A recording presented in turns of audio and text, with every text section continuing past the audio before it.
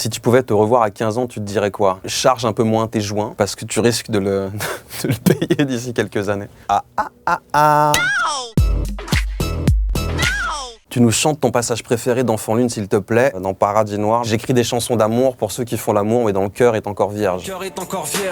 Si tu étais un micro, dans les mains de quel artiste aimerais-tu être? Chris Isaak, sans réfléchir.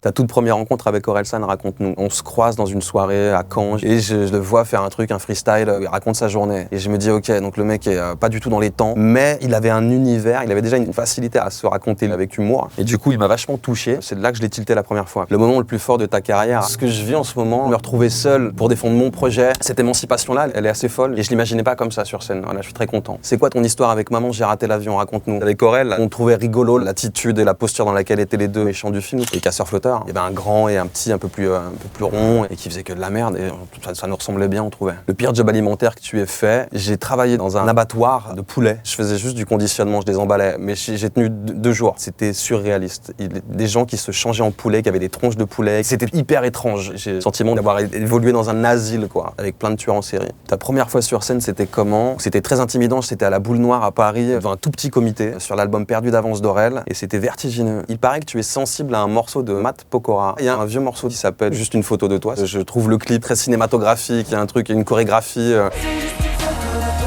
Ce truc me fragilise un peu. Écrire, c'est une thérapie. Ouais, il y a un aspect ludique dans le fait d'écrire, et puis il y a aussi quelque chose qui nous renseigne beaucoup sur nous-mêmes. Moi, ça m'a permis de mettre des mots sur des événements de ma vie pour un peu mieux les comprendre, et puis peut-être aussi les exorciser, quoi. Le plus dur dans ta coloc avec Aurel, c'était quoi? J'ai un souvenir en tête qui me fait beaucoup rire. Je vois le petit frère d'Aurel se lever, prendre la poubelle et s'en servir comme d'une table pour poser sa pizza, quoi.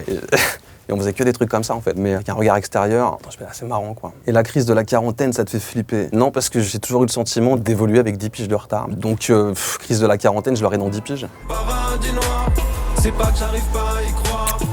Mais qu'est-ce que je peux faire de mieux, à part me les passer au cou et faire le nœud?